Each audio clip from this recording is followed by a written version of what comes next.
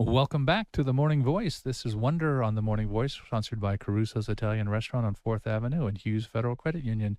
We're broadcasting from the Bustos Media Studios at KVOI Radio and streaming live on Facebook and YouTube. We're with Jennifer Tersigni. She is with Raise the Bar Consulting. And good morning to you, Jennifer. Good morning, Welcome Ed. back, as they say. Thank you. Our paths crossed. I guess it's not anyone's secret that you helped the Tucson, Arizona Boys Chorus raise a couple $1 million to help them in their capital campaign, which is still ongoing. If you want to make a donation, make it to the Boys Chorus. And my brother, of course, was the director there for 45 years. And you were with them the last couple of years making that capital campaign going on. But you've seen a lot of fundraising the last several decades, right? I have.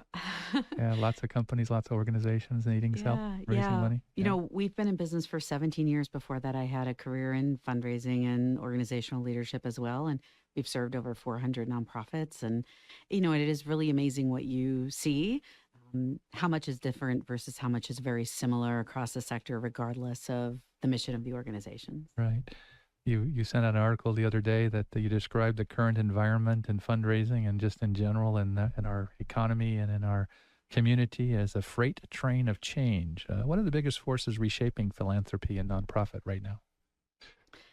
Well, I think a few things. First, the changes to funding and tax law. Mm-hmm. So that combination of the current administration changing priorities around what is funded at the federal level, how that affects funding for states and municipalities, and that domino effect then of how philanthropists, foundations, companies, and individuals shape or shift their giving as a result.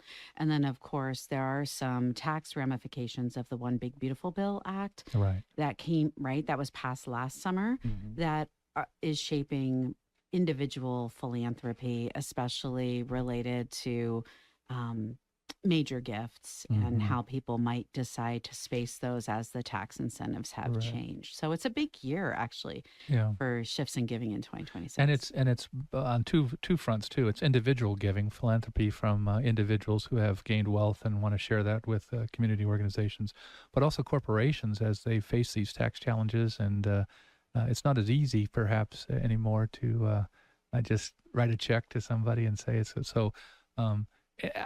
Correct me if I'm wrong. This is an urban myth which I continue to spread. I'm the one person that continues to spread this.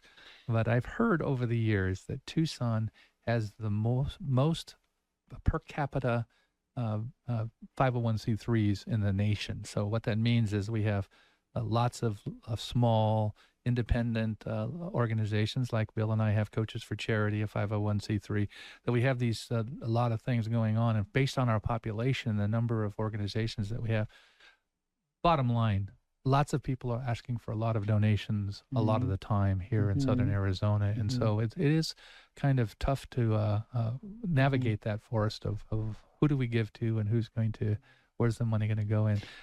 It's true. Actually, I haven't looked at 2026, but I've seen Pima County through the years per capita have the most nonprofits in the nation. And I do think it speaks to the need, but also our culture of independence. And giving, yeah. You think about the major givers in this town, whether it be a car dealer or a hotelier, apartment complex type people, the developers and so forth. They just have a habit of just giving, and one of them is giving away all of their wealth before they retire and get done. They're trying to give it all away in the beginning, so it's not lingering after that. And that's a pretty powerful thing that these people with millions of dollars are trying to give it away. And even one of our car dealers that just sold his companies has got a huge foundation, and he's giving away so much money every year to so many worthy causes. And I think, when you think about these major gift givers, I don't think there is a charity in town that hasn't gotten something from them over time, over the last 2.5 decades or more. How about AI? It was kind of scary maybe 4 years ago to have AI help you with fundraising, but now things have changed. And of course, it's just another tool, but how has AI affected how fundraising is going to be conducted in the next few years? Yeah, that's a great question. So first and foremost, you're absolutely correct that it is a tool. It's also embedded in everything. So, part of the reason why I wrote that article is because I hear a lot of narratives that and discussions where really the train has already left the station, Hmm. right? If you're using a smartphone, you're actually using AI every day, Right. right? If you're calling into, I mean, I just had a call into a car dealership and AI took my call and managed the workflow of where my call went, right? Right. So, very similarly, there are tools that are on the market that are all integrating AI to, in theory, make workflows more efficient Hmm. and to be able to improve the quality of work. Very much of that is dependent on having a human who knows how to drive the questions, right? Right. What do you ask AI to do? How do you set up your workflows, right, in your work environment? But it's very much integrated. And I really think that AI is going to be or can be game changing for smaller organizations and for, especially the ones that have not had money to hire more people. Hmm. If leaders are forward thinking and really embrace the technology, there are definitely things that you can do with less time, more accuracy, and perhaps deeper thought Right. than you have if you have a part-time person scattered trying to do everything in an Right. organization, or even if you have 5 or 10 employees. Right. That's not a huge workforce, Yeah. when you're trying to do really important mission work. Efficiency is so important, even just if you send out an annual call for donations and you're using direct mail or even AI helping you with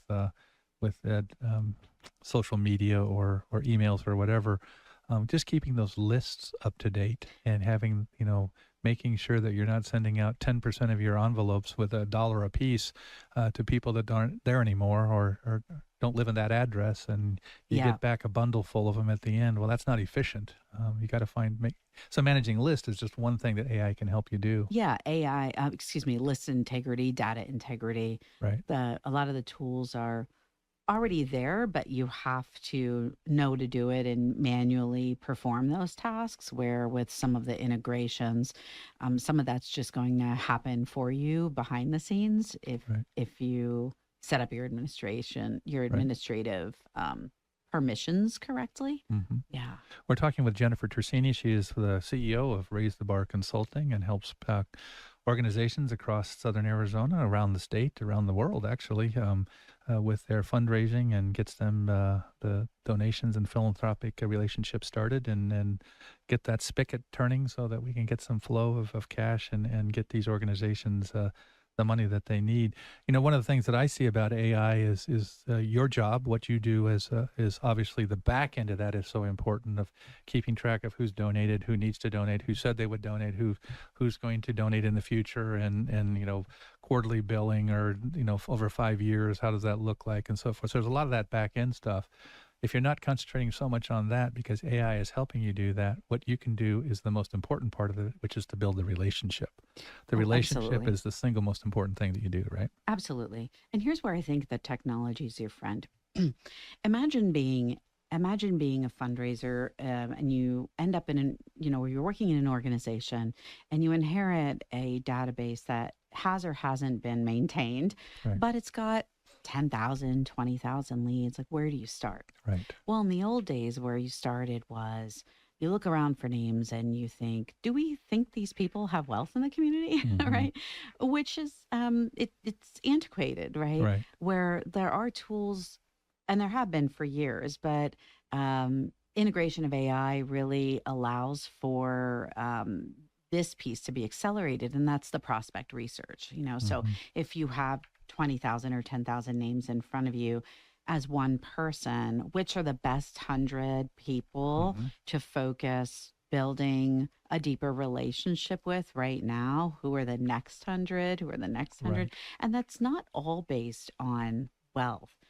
Much of it is also it's a based on a combination of capacity to give and propensity to give. Hmm. So is someone charitable? Because They might have the wealth, but they may not have the a disposition to give hundred part of percent, that a wealth away. 100%. And what ends up happening in nonprofits is that, um, let's face it, lots of folks think they know who's wealthy in town. And it's easy for boards to want Right. their staff members to chase after X person. Who everybody's chasing. One, who everybody is chasing, and two, who may or may not be charitable. And so it's really easy for nonprofit leaders who have a lot of demands on their plate and fundraisers who are stretched in all kinds of directions to be using their time in ways that are not the most fruitful. They may be building individual relationships with people, but if those people don't have the capacity to give, that's not the best use of their time, nor is sitting in meetings, Right. running around at fairs in the community, or general things that in the past we thought would be relationship building may not ever come to bear fruit. And so I do think that today's tools can empower organizations to really focus on what matters most and give them permission to let go of the things that maybe don't. That's great. We'll take a quick break. We're talking with Jennifer Tersigni. She is the CEO of Raise the Bar Consulting, a fundraising organization here in Tucson, helping lots of nonprofits and organizations with their philanthropic needs over the course of their growing needs. We'll be back after the break. You're listening to The Morning Voice on KVOI. Welcome back to The Morning Voice on this Juneteenth Friday. We are celebrating Juneteenth tomorrow at Keno Sports Complex at 6 to 10 p.m. If you're not doing anything tomorrow, great festival for you to go and enjoy. One of the many nonprofits in Tucson that is always raising money. The museum was on earlier, and just so many different organizations raising money. We're talking with Jennifer Tersigni. She is with Raise the Bar Consulting, who helps many of these organizations raise the money they need to be profitable and to be sustained over their lifetime. Could you give a couple suggestions of what people can do when they're fundraising? They're looking at the formidable task of raising funds and philanthropy for their organizations. What are some tips that you might give to help them? Yeah, I'm happy to. And thanks for asking that question, Ed. I think first and foremost, fundraising has to be multi-channel. I mean, another thing where the train has left the station, right? But Right. so many organizations are still fundraising in a unichannel or bi-channel way. So what do I mean by multi-channel? I mean every time you send a campaign, like a not necessarily an individual major gift campaign, but a broader campaign, different generations respond differently to different requests and ways of communicating. So, gone are the days where you can just send a request by email or in the mail or by text. Like you need to do all of it every time, right? Mm-hmm. Text, email, mail, maybe phone calls, And even personal visits. peer to peer. And then the personal visits really do get layered on as you're looking to build deeper relationships with your closest supporters. Mm-hmm. So many organizations start that with people who they believe have the capacity and propensity, like we were talking about earlier, to make a major gift. But there's also no harm in starting to do that with your loyal donors, even if they're giving 25, 50, $100, but you see them giving it every month or every quarter, or they've given $100 a year, but they've given for consecutive 20 years. By the way, that's the best type of plan gift prospect. Mm-hmm.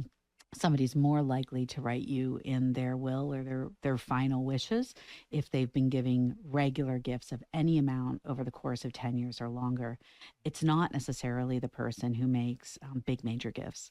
And so all of those strategies are really important. And I think that both and rather than either or approach is critical these days. And then 2026 is a really unique year, as we were talking about earlier, because of the tax law changes. And so there are changes recommended, especially by financial advisors, to how high net worth people might make significant gifts. And one of the things we're talking about in the industry is what's called stacking. So making a large donation in one year and then allowing that to pay off philanthropically over the course of several years rather than making charitable contributions every year. And that's because the federal government has added a floor under which high net worth individuals cannot deduct Mm-hmm. their donations. So savvy CPAs and financial advisors are saying, hey, rather than taking in essence a loss in your deductions every year, if you give a lot more in one year, you stack them this year and then you don't give for the next 3 or 4 years. Right. You can space out your deductions.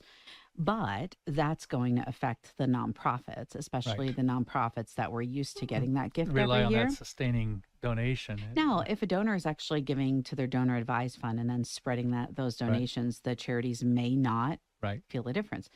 So the jury's out as to whether this is actually going to change donor behavior, but we believe it may. The other piece that not a lot of folks are talking about is that the tax law actually changed the ability for people who take the standard deduction, which by the way is like 90% of Americans, to actually be able to take a charitable contribution. No, they can take a charitable contribution now of $1,000 per individual or $2,000 per married couple, even if they file using the standard deduction.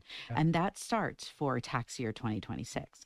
So what we don't know is, will that incentivize people to give more, or will they just be declaring the donations they've already been giving? However, for charities, both of these changes are opportunities to communicate with their donors differently.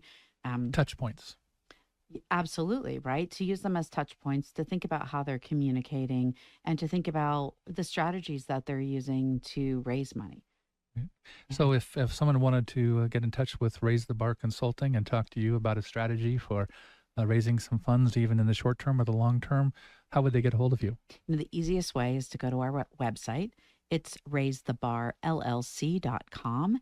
And just click the button that says book us and schedule a free consultation. Yeah, a cup of coffee with Jennifer and her team, or with your board of directors, get a little in-service going where you talk about what the opportunities are, and you're very successful at what you do. So thank you for coming in this morning and sharing with us this new world of AI and fundraising.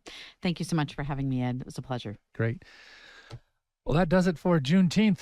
Matthew, we did a great job. Have a great weekend. Great show today. Podcast will be up in a few minutes. If any of you missed any of it, you can catch up. Great show. Great. This is Wonder, sponsored by Hughes Federal Credit Union and Caruso's Italian Restaurant. And you have a wonderful weekend. Lydia will be in on Monday with Rainmakers. And you're listening to The Morning Voice on KVOI. See you next week.